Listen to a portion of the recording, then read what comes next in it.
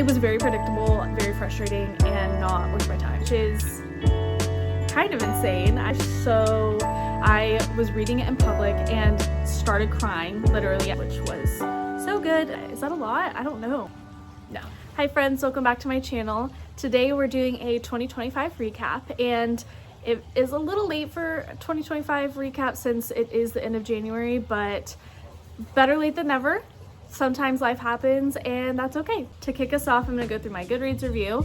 So starting off, my year in books. I read 20,000 pages, which is kind of insane. I mean, I feel like I read a lot of longer books. 20,000 seems like a lot. Is that a lot? I don't know. I mean, 45 books is the most books I've ever read in a year. Actually, I'm gonna calculate it because now I'm curious. Okay, that's an average of 450 pages per book, but still, that's pretty cool. Okay, my shortest book was 232, which makes sense. Lucky is like a taller than normal book. Like it's a paperback book, but it's about the size of like the back of a hardcover, so the pages are like bigger than normal, and it is like a really thin book. And then Kingdom of Ash, definitely my longest book last year, but so good, and I wish I could read it again for the first time. Well, I could have just waited and seen that calculation right here. Average book length was 450, almost. Okay, my most common book was The Seven Husbands of Evelyn Hugo, which definitely makes a lot of sense. And then my least shelved book was Behooved, which also makes a lot of sense. I think it came out this past year, and I don't know anyone else that has read it, and I would also not recommend you read it. Do not join the 37,000 of us that have read this, because no. Okay, my average rating was a 3.9, which I feel like is fair. Based on my personal scale, like a 5-star, it has to be like incredible. A 1-star for me is like a DNF. 2-star is like just absolutely did not like it. So I feel like most of my ratings tend to be between 3 and 5. So having it kind of swinging on the higher end of that scale makes sense. My highest rated on Goodreads is Kingdom of Ash. It's got a 4.74 average. Yeah. If you get to Kingdom of Ash of the Throne of Glass series, like we're gonna rate it high because it is such a great end to a beautiful series. Okay, wow, and this is cool. You can kind of like see all of the books I read. I had my Throne of Glass era, I had my Inheritance Games era. I do remember I tried to check off some of my more individual books. So you see a lot of those individual romances. Oh yes, my Leigh Bardugo season that I had, which was so good. The Housemaid was the last book I finished in 2025. Okay, so there's my Goodreads in review. Fable 2025 reading wrap. This is so cute. I love the theme that they have, the gold and green. This is beautiful. Let's look back at this year's journey and the stories you've explored. Perfect, let's do it. This year you read 46 books, 115% of my goal. I actually changed my goal halfway through the year because it was originally 20. This year you read 181 days. I read half of as many days in the year. I finished each book in about 7 days, which makes sense. I read like almost 1 book a week. My longest streak, 20 days. That was in April. I do remember that. I was in the zone. I'm in the top 10% of fantasy. Okay. Most popular pick. We knew that. Oh, people listened to that book. Now let's close the story with 3 books that made this year special. Oh yes, I do remember this. I got to pick my best book of the year. Yeah, I do think Empire of Storms was my favorite of the Throne of Glass series. For my next prompt, I'm doing what book brought me joy. Definitely The X-Files. I absolutely love that book. Might have been my second favorite book of the year. And for my third prompt, most criminally underrated, I'm choosing Book Lovers because this is definitely my favorite Emily Henry book, and I feel like enough people don't give it credit compared to all of her other books. Okay, I think this is the end of my reading wrapped. Kind of a summary of what we just went through. Oh, getting started for next year.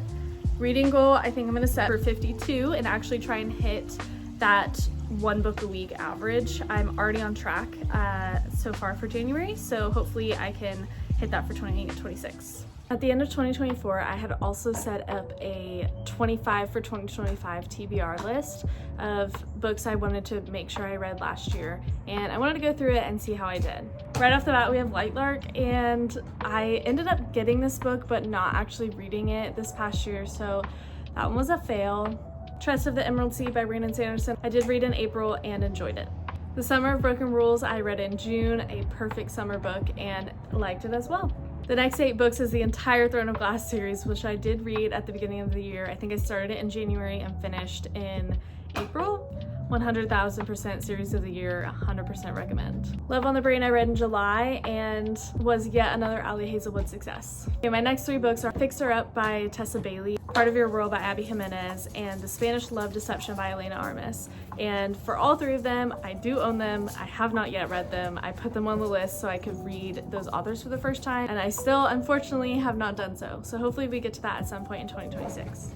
Then I have Love, Theoretically by Ali Hazelwood. To be honest, this is one of the only Ali Hazelwoods I have not read yet. It's definitely still high on my TBR. The next 3 books were the Last Hour series by Cassandra Clare. I've read almost all of her books. This is her last trilogy that I have not read yet. And I really wanted to finish out the Shadowhunters universe by reading that this year. And unfortunately, I just did not get to it. I feel like I had so many other series I was trying to read. I don't know why the sun decided to come out right in my eyeballs at this moment, but it keeps getting brighter and brighter. Then I have People We Meet on Vacation, which I read in May, and Book Lovers that I read in March, both by Emily Henry, and both incredible, amazing books, 2 of my favorites by her. And the final 4, unfortunately, I did not get to. Those are It Ends With Us by Colleen Hoover, Once Upon a Broken Heart by Stephanie Garber, Fourth Wing by Rebecca Yarros, and the classic Little Women. I have never read a Colleen Hoover, so I was hoping to get her most popular one checked off. The Once Upon a Broken Heart series I've heard great things about, but have not yet tackled. Fourth Wing is so uber popular. I definitely will read it eventually. I have just been waiting for Onyx Storm to come out on paperback so I can binge all 3. And Little Women, I was really hoping to buddy read with a friend this year. It just did not end up happening. And with that, I think I did 13 of my 25 for 2025, so half I feel like is not bad, especially because I'm a mood reader and I don't really plan out what I read in advance, so not bad. I also wanted to kind of do like a little recap of some of the books I read towards the end of the year, since I had stopped filming and making shorts so that we can fully close 2025 and move forward for 2026. Okay, starting with Loathe to Love You by Ali Hazelwood. This book I enjoyed. I do enjoy her writing a lot. I love her romances. They're definitely very feel good. This is like 3 short stories, 3 best friends, and how they find their significant others. It's kind of the same story 3 times, but in like slightly different fonts. Reading them back to back to back like this, it really kind of made that stick out more, how similar her female main characters are and how similar her male main characters are. All of her female main characters are brilliant, smart, witty, like funny, but kind of are in their own head for some reason. And then all of her male main characters are the tall, dark, and handsome. But I do enjoy them because they, like, her characters always complement each other very well. They're easy to enjoy, easy to love, and just a good, feel-good romance. The X-Files, this book, oh my gosh, one of my favorite books from the entire year, 5-star read. The X-Files is about 2 exes who have to come together and help put on their best friend's wedding, despite many wedding disasters that take place and their own personal history.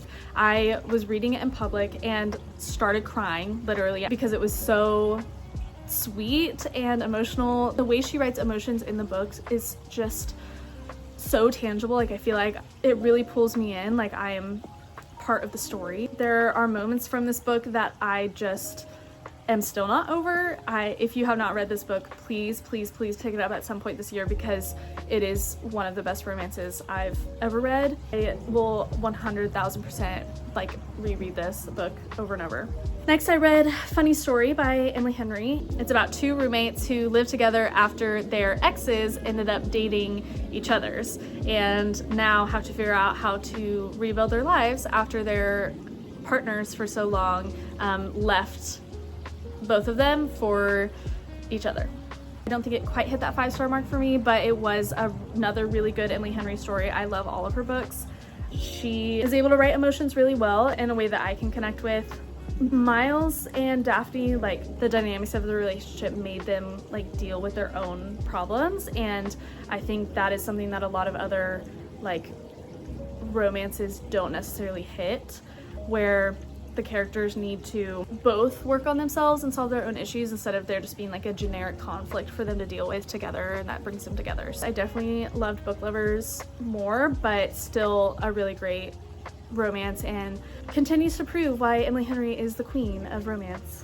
And I read Love on the Brain. I think I was in a romance kick at this point in the year. Love on the Brain is about two engineers who have to work together for a NASA project, even though they are like rivals in the academic space. I love how she mixes in STEM into the romance genre because I feel like she's the only one doing it, and I love knowing that her romances, like, things are always going to work out and I have people to root for. I think Levi and Bee were some of my favorite of her characters. I know I said earlier that it's kind of the same people in alternate universes over and over with her writing, and it definitely is true, but I think these two in particular I really was a fan of, so it made reading these books like really enjoyable. Then I read Glass Sword, which is Red Queen number 2. I had a review of Red Queen earlier last year, which is about the lower class of Reds who are struggling to fight for their freedom from the ruling class of Silvers who have magical abilities.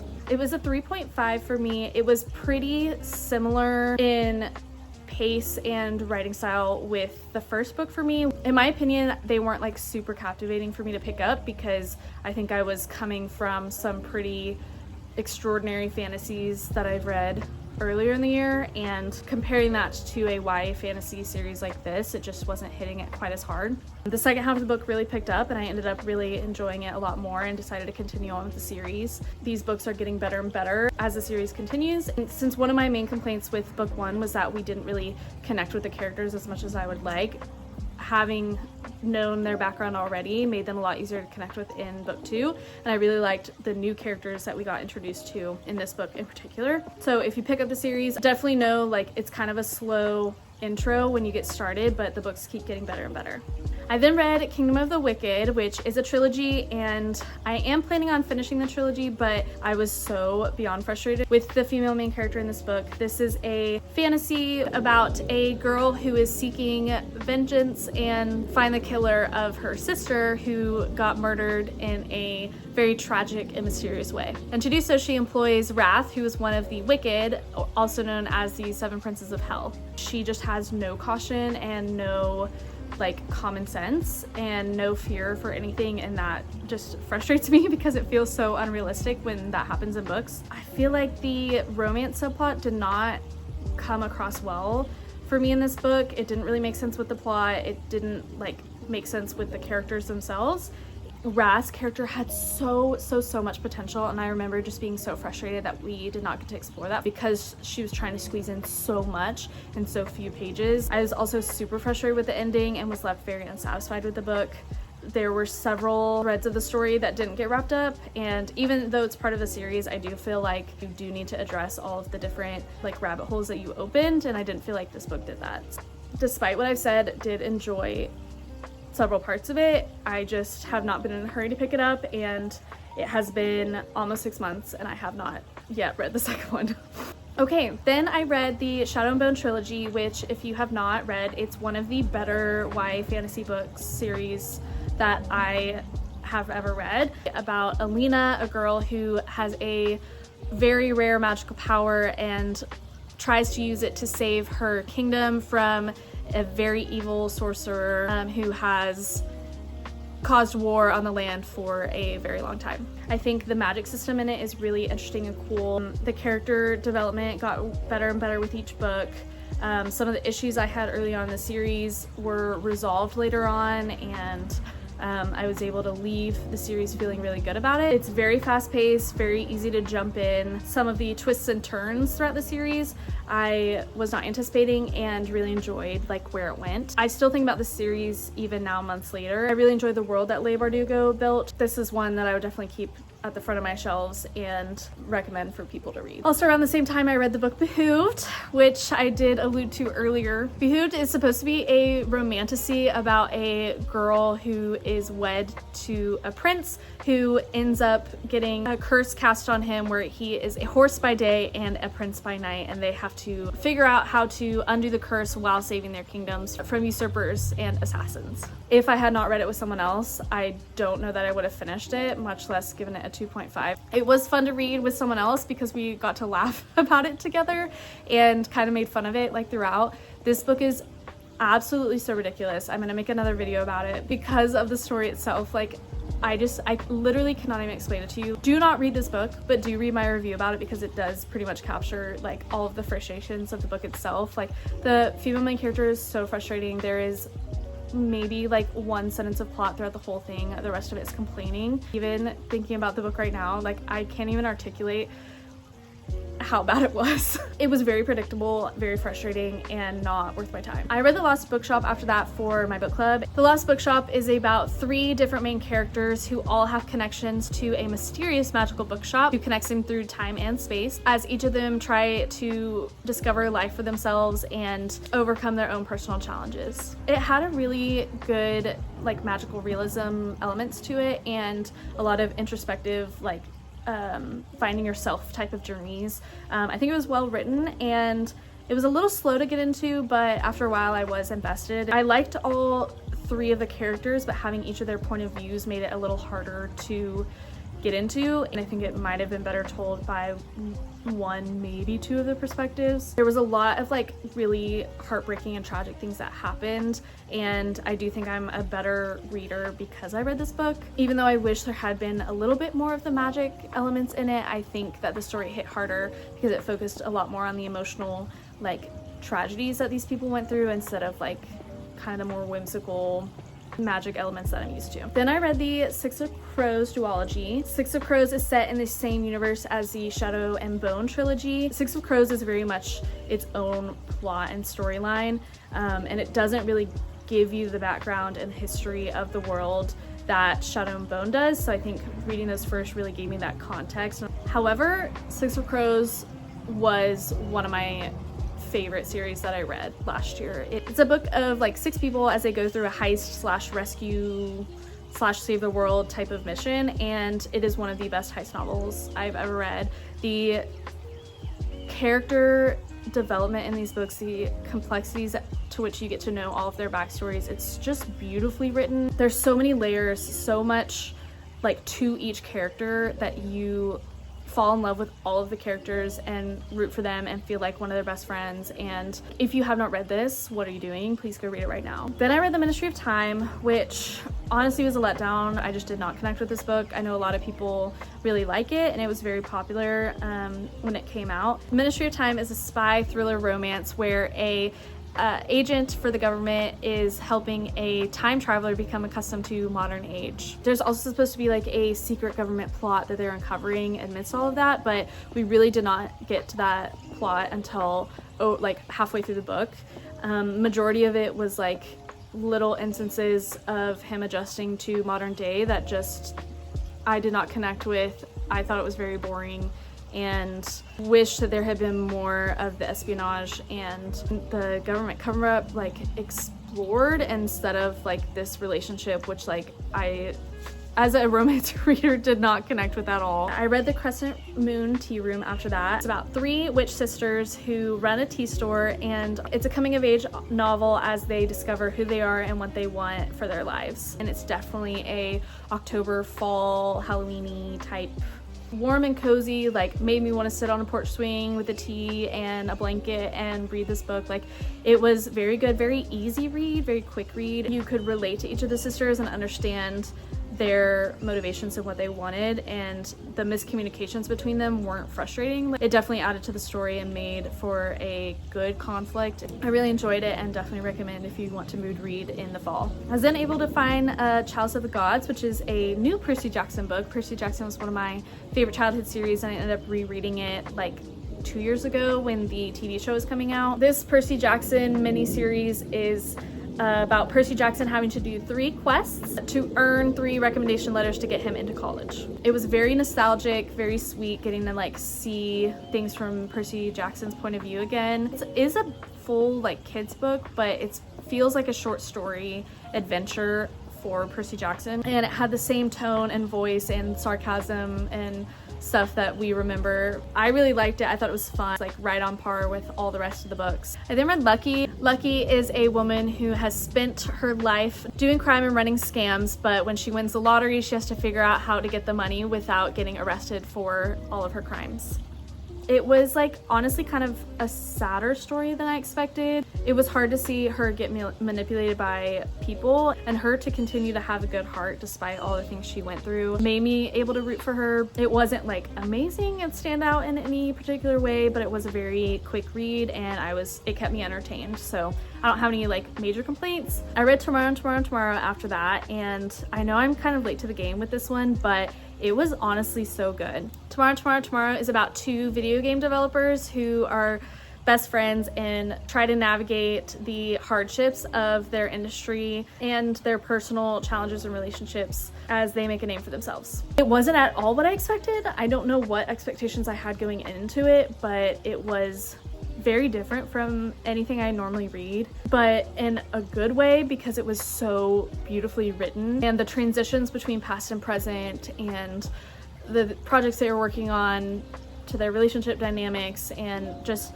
there's so many different parts of this book that make it complex, but it's very digestible and easy to read. Definitely a more emotional book. I do think everyone should read this book at some point because it really does tug on the heartstrings. Then I read A Fellowship of Bakers and Magic, which was gifted to me by a friend. It is about a human who does not have magic yet enters a magic baking competition and strives to make a name for herself and fulfill her dreams of becoming a renowned baker. It was very cute and cozy, kind of like YA vibes. I don't know if it is a YA book, but very whimsical, very autumn. The only complaints I had with this book was that there was a lot of effort and description put into the like baked goods because it is about a baker, and the descriptions of those were really good, but I feel like we were missing that same effort and descriptions of some of the characters and what they were going through. Like I wish the same effort was extended to like the plot a little bit.